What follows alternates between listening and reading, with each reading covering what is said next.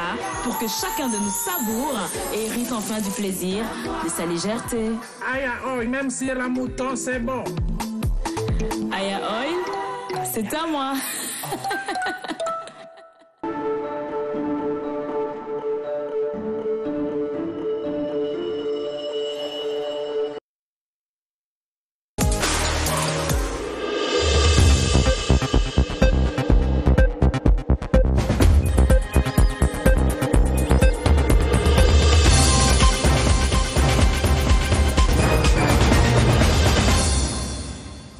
Watching us from Cameroon or elsewhere, welcome to the Midday Bilingual Newscast on the Cameroon Radio Television.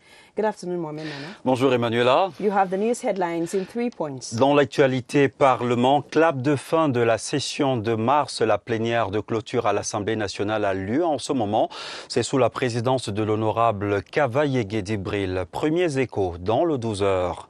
Des bougies et des prières pour les missionnaires claritains au Cameroun. 50 ans de présence célébrée par une messe pontificale. Le jubilé d'or est doublé à l'ordination des prêtres et diacres. Ferveur spirituelle à vivre dans cette édition. Et puis en page magazine, nous vous convions à une rencontre rythmée par des notes de guitare de belles couleurs sonores sur les traces de Clovis Tiafa qui façonne cet instrument de musique dans du contreplaquet. Une caresse assurée pour vos oreilles. Vous êtes sur la CRTV, madame, monsieur, c'est le bon endroit pour vous informer.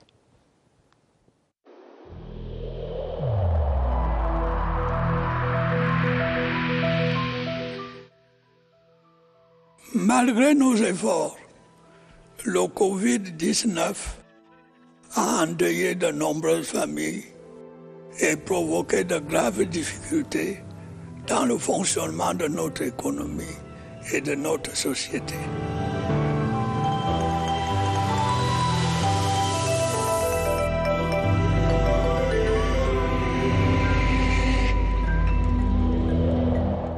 For being with us. Declaration missionaries in Cameroon are 50 years old today. The Golden Jubilee celebration is ongoing at Declaration Missionary Center in Colbison, Yaoundé. The head of state is represented at the ceremony by Territorial Administration Minister Paul Atanganji. The pontifical mass to celebrate the presence and missionary works of Declaration missionaries in Cameroon since 1970 is officiated by the representative of the Pope, Reverend Father Matthew Vatamata from Rome, in the presence of the Apostolic Nuncio to Cameroon and Equatorial Guinea, Monseigneur Julio Murat. The 50th anniversary is also marked by the ordination of priests and deacons. Mohamed. Les missionnaires claritains célèbrent leurs 50 ans de présence au Cameroun. Le jubilé d'or a lieu en ce moment à la paroisse Colbison de Yaoundé. L'événement a pour thème qu'il soit un. Ce jubilé est couplé à l'ordination des prêtres, des diacres. La messe pontificale est dite par le nonce apostolique au Cameroun et en Guinée équatoriale, Monseigneur Julio Murat, en présence du ministre Paul Atangandi, représentant personnel du chef de l'État. On l'annonçait en titre, Parlement, clap de fin de la session de mars. La plénière de clôture à l'Assemblée nationale a lieu en ce moment au Palais des Congrès de Yaoundé. C'est sous la présidence de l'honorable Kavaye Dibril. Pour les premiers échos, retrouvant sur place Nadège Mba Emma.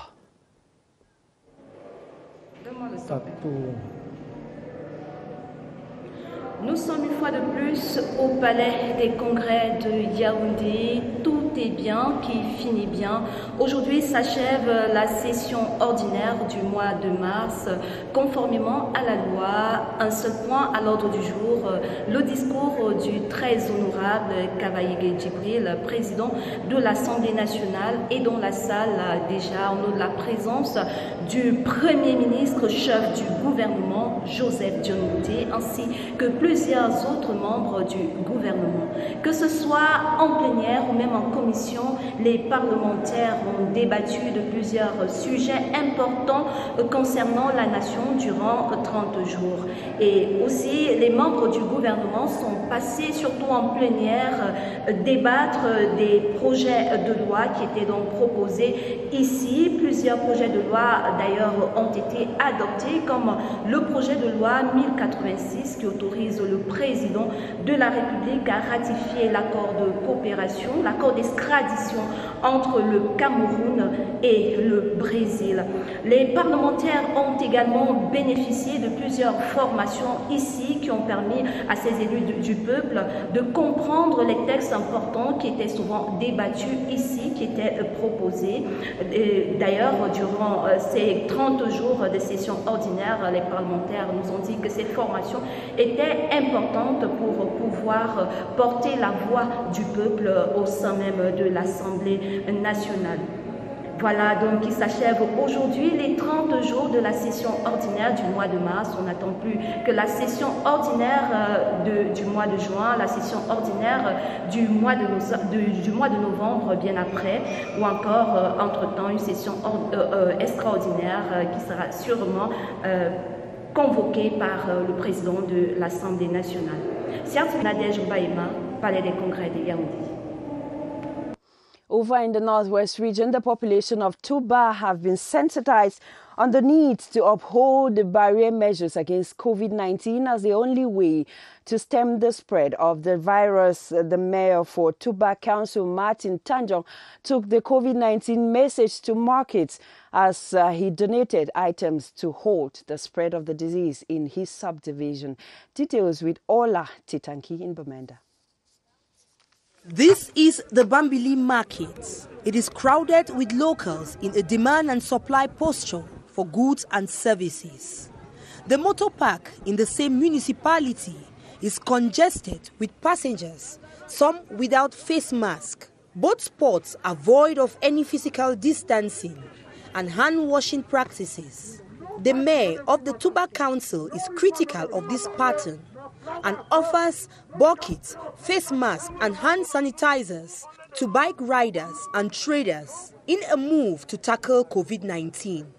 I've decided to go to the field myself and actually make sure each person take one home as a sign and a symbol that they need to always remind themselves that there is need for a face mask. The fight against COVID-19 is seen as important in safeguarding the health of locals in this area with strategic institutions. Over in Marwa, administrative, religious, as well as law enforcement officials there have been reminded that the respect of COVID-19 barrier measures must be practiced during the period of Ramadan. Far North Governor Miji Yawa Bakari was speaking in a meeting grouping all these officials ahead of the start of the month of Ramadan. Details with Sylvester Atemka.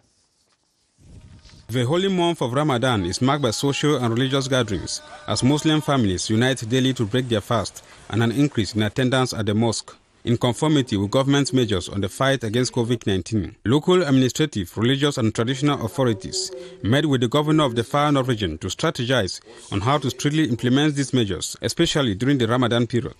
The barrier measures have to be implemented because we have to protect people. We are on the same understanding with the religious leader and traditional leader. Once in their quarters and mosques, they have to implement. Those who are not implement those measures, just apply the law.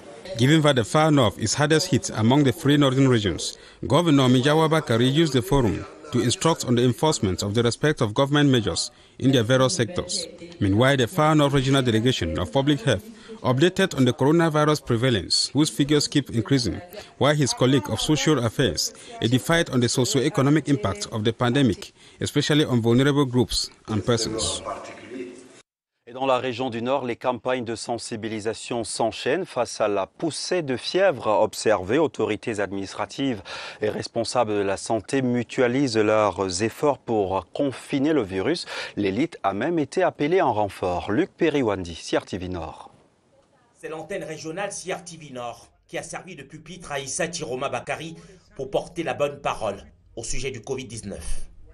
Avec un peu plus de 700 cas de contamination enregistrés en 2021, la région du Nord n'est pas encore hors de danger.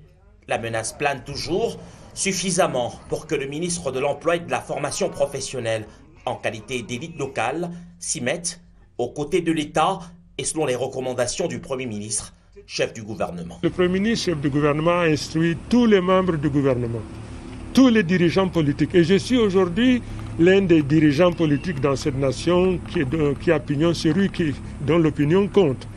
Il a instruit également tous les religieux, tous les faiseurs d'opinion de s'investir sur le terrain pour conscientiser, sensibiliser, appeler l'attention des uns et des autres sur le caractère létal, sur le caractère mortel de cette maladie. Se prémunir contre la maladie, martèle le président du FSNC, et se munir de jugeotes pour botter en touche le discours complotiste et la campagne de sabotage contre le vaccin anti-Covid-19 qui prospère déjà sur les réseaux sociaux. La petite venant en mangeant, Issa Chiroma Bakari a fait promesse de revenir en temps opportun et de poursuivre avec ses équipes ce qu'il a si bien commencé.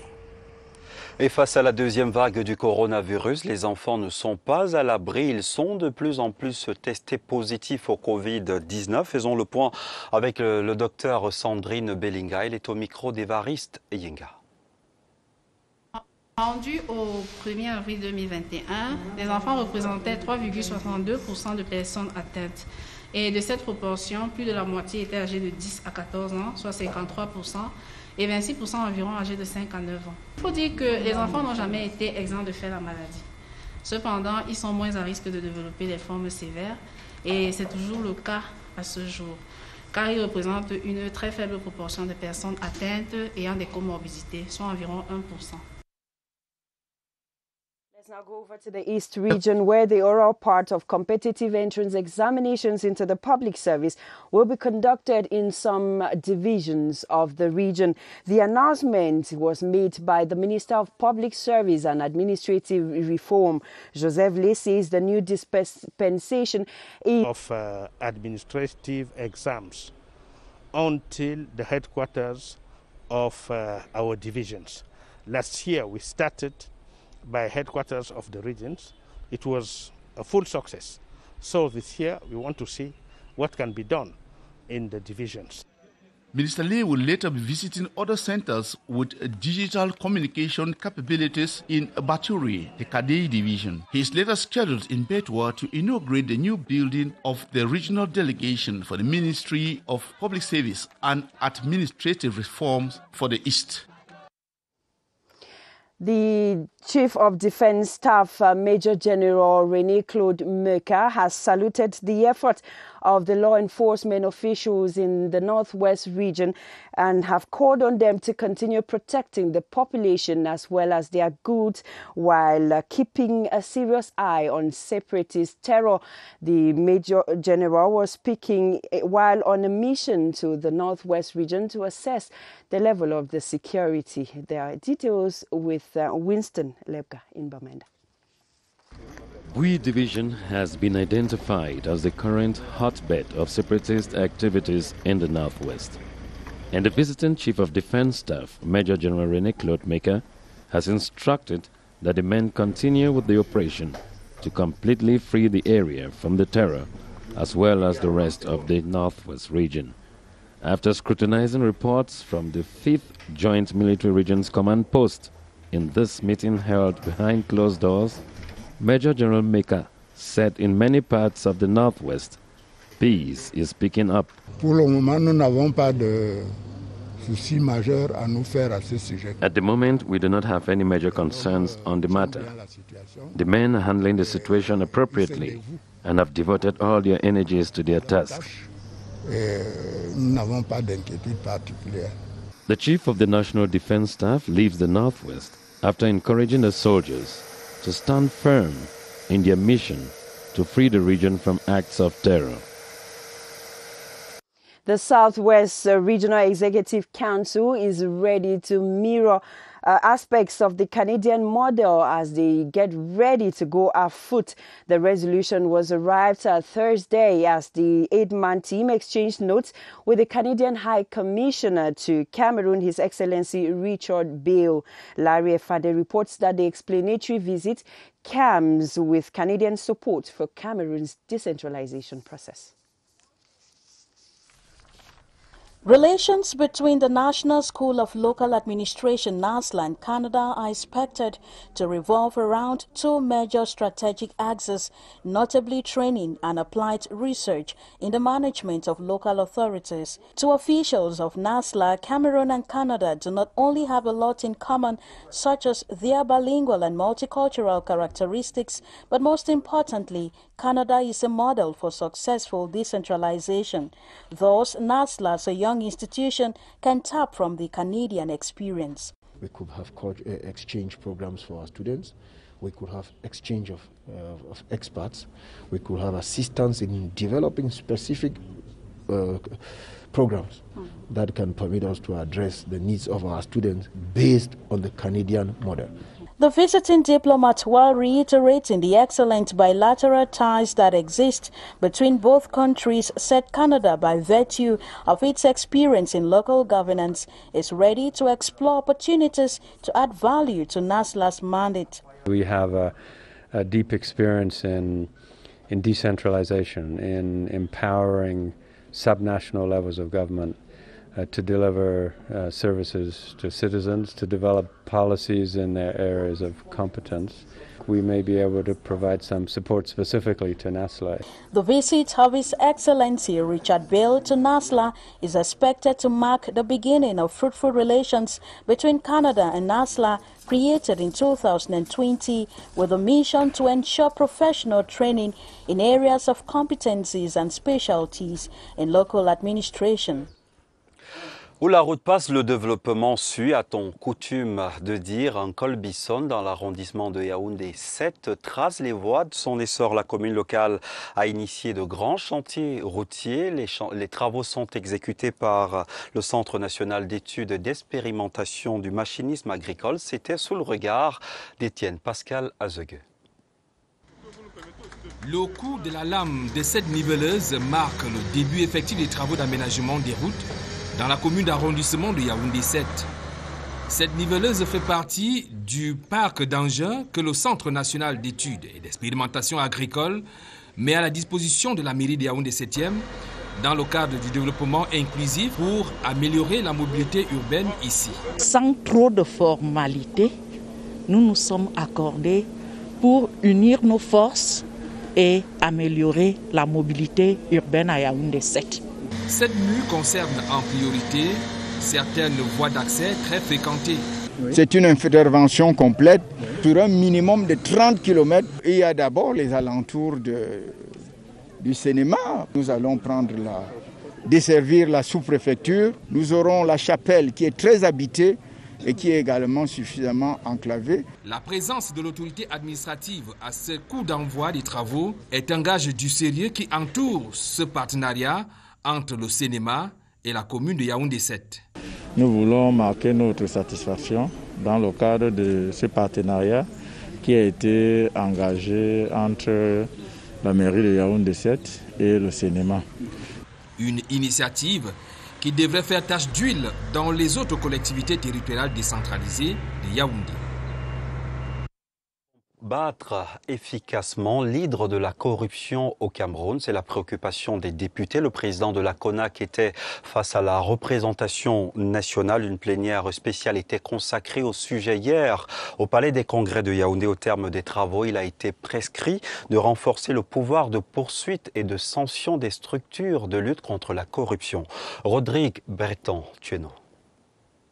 Unes et colonnes des journaux révèlent régulièrement des scandales de corruption au Cameroun. Aucune administration n'est épargnée malgré les actions non négligeables de plusieurs organismes de lutte. La gangrène gagne du terrain. De l'avis des leaders politiques et de la société civile, le point de non-retour n'est pas encore franchi. Qu'on dote la CONAC de tous les moyens nécessaires pour lutter contre la corruption et d'ester en justice. Parce qu'il ne sert à rien que nous puissions avoir plusieurs institutions de lutte contre la corruption, mais qui n'ont pas le pouvoir d'ester en justice.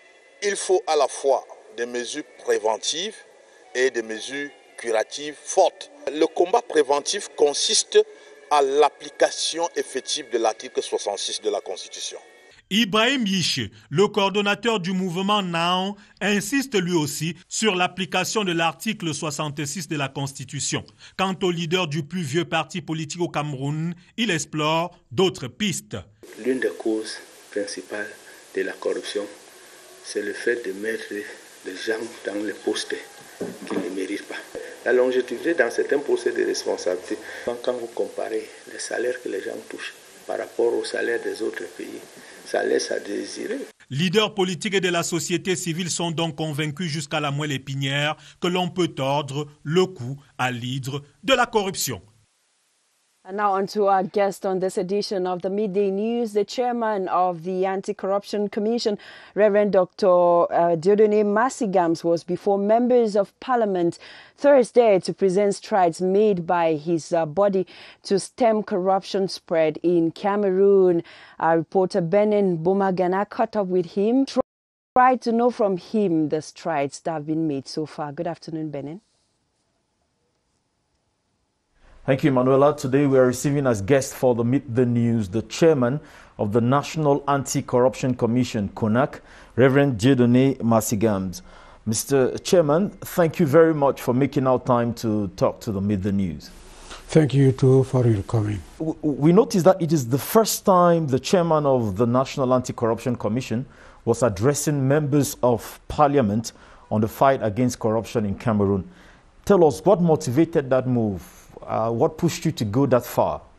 I think that it is a high level of consideration of CONAC now, so as to show also that what the President of the Republic decided to do by creating CONAC was very important for the nation, because he began by talking about rigor and moralization, and we see today that it is a reality, and National Assembly is there so as to support this initiative, and we think that by calling us to present what we have done since 10 years is one of the main decisions that the National Assembly took, and we thank the President of the National Assembly to accept that we must do it. And we think that today we can say that CONAC is not working alone, because when we say that the National Assembly is there, is the voice of the people, is the voice of the nation, is the voice of the people of God. Your presentation was very detailed. You explained what they are doing, the difficulties, your hopes. It was quite a detail. Very quickly, after that, what were some of the reactions from the members of parliament? The reaction was also good, because they outlined, as we have said, the difficulties that we have, and they decided also to take some recommendation. When we outlined some difficulties, we can say that there is the first problem of implementation 66 of our constitution. That's the first difficulty. The second one is that many ministries in the country are not very well involved in the fight against corruption. And the third one is that we have noticed that the mind of many Cameroonians are not very well prepared so as to transform, so as to change, and that is the main difficulty. And we saw that it is better today to focus the fight against corruption through education. What is interesting is that the National Assembly decided to take some recommendations. It is very important to notice it. That leads me into the recommendations that came from the members of parliament. One of them I read is that CONAC should step up and maybe start seizing what they call in French bien mal acquis, that is ill-gotten goods. That is pushing CONAC a little further in their work. How do you see that happening? I think that it is a good decision and a good recommendation that they took, and I think that what is important now is the reality of the implementation of that recommendation that they took. And we think that with the support of National Assembly, they will have a good decision for that, and the law can contain all that you are saying about recovering assessment or declaration of a good and so on, and identifying those who took some money or the riches that they have, and they have to declare also what they have to justify the origin of these goods. And if you think that it is a good decision that they took, and it gives now CONAC the strength, if they can implement it, it gives the strength to CONAC to go further than what we used to do, as to educate, to prevent only. But if they give the opportunity to CONAC now to arrest and to conduct to the jail or to the court, I think that it will be one of the major. What is going to change? Those were recommendations. But those are very good recommendations that Cameroonians are expecting, because they said CONAC was only educating, identifying, and sending out to the competent authorities. But if CONAC can have the whole role to carry that, so when should we expect that change? Should it come very soon? Are those laws going to change very soon? What is going to change in the next few weeks? I don't think that the change will be immediately done, but it is something that needs a process that we must follow. And beginning by preparing the law and text of explanation and implementation, I think that it can be something which can happen maybe at the end of this year or next year. It is not the decision of CONAC. It is the decision of the National Assembly and the President of the Republic. Thank you very much. Thank you very much, Emanuela. Here we've come to the end of our talk with the chairman of the National Anti-Corruption Commission. We'll bring this again to you so that you get to understand exactly what is happening at CONAC and the expectations ahead after their meeting with members of parliament. Over to you. En page magazine du 12h, à la base, la musique c'est sa passion et la guitare son instrument fétiche. Clovis Tiafak ne se fixe aucune limite dans son art. Il a opté pour la fabrication des guitares pour donner à sa passion des notes de musique. Sa recette, le travail et la patience. Échange tout en musique avec Marie-Gabrielle Feugueux de CRTV Littoral à Douala.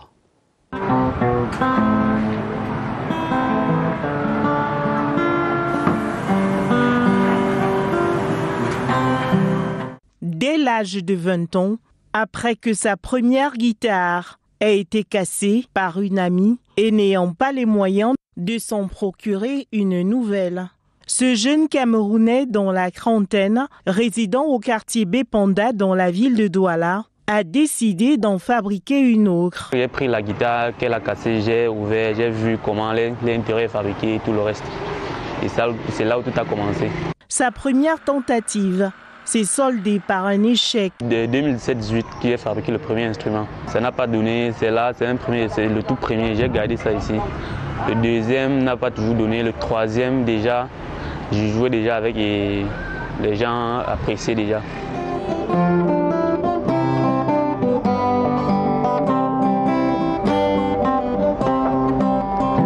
La fabrication de guitares, basses, acoustiques et bien d'autres est devenue son activité la plus lucrative. Et le matériel est très très rare, sans les frettes. Les frettes, c'est les barrettes là. Sans ça, je ne peux pas faire une guitare et aujourd'hui, je n'ai pas ça. Donc du coup, je fabrique des guitares, je dépose, je dépose, j'attends le jour où j'aurai encore des frettes. Je peux prendre maintenant, je monte sur la guitare.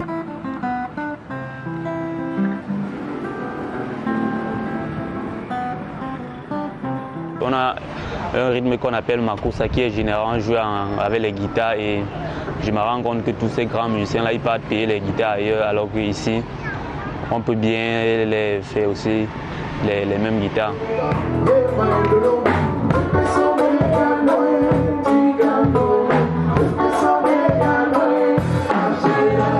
Mon rêve c'est d'avoir un atelier qui m'appartient et que je forme les jeunes. Sa passion pour la musique n'est pas mise en veilleuse.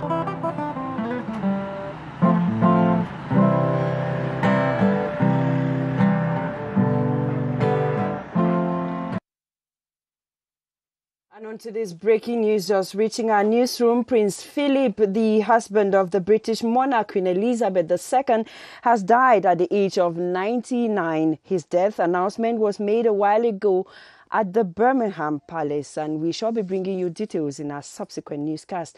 Let's talk sports now. Some officials in charge of the organization of the AFCON 2021 in Cameroon are presently being commissioned into function at the Ministry of Sports and Physical Education. They include the director of the tournament, 2 deputies, and a chief of technical secretariat. Let's meet Romeo Kenny, who is now joining us live from the Ministry of Sports and Physical Education. Hello, Romeo. Well, Emanuela, thank you very much for joining me here at the Minister of Sport and Physical Education. You handed me the microphone at the moment where we just rounded off with the ceremony. And there are 4 individuals installed today in charge of the AFCON 2021 in Cameroon, the competition that will take place in January, February 2022. And Michel Disakembarga is the man in charge of the tournament. He's going to have 2 deputies, among whom we have David Ojong. You know, he's the Secretary General of the Cameroon National Olympic and Sports Committee. And aside these 2 deputies are going to work alongside Michel Barga. We also have the director in charge of the technical secretariat of this competition. And Professor Narcisse Mwele Kambi, just like he did in 2020 competition, that's during the Shan, he told these officials to be meticulous in following up the organization of this competition. We know that in 2022, Africa will be converging in Cameroon. And why not sell the image of the country? We know Cameroon is a football-loving nation and will probably be organizing one of the best competitions come January 2022. From the Ministry of Sport and Physical Education, I am Romeo Kenny signing off for the Midday News. Over. Et c'est sur cet élément que le 12h se referme au nom des équipes techniques et rédactionnelles. Merci de nous avoir suivis. Très bon week-end, Emanuela. Have a nice weekend, Mohamed. Ladies and gentlemen, thanks for being with us. Monday is another day. Nice weekend.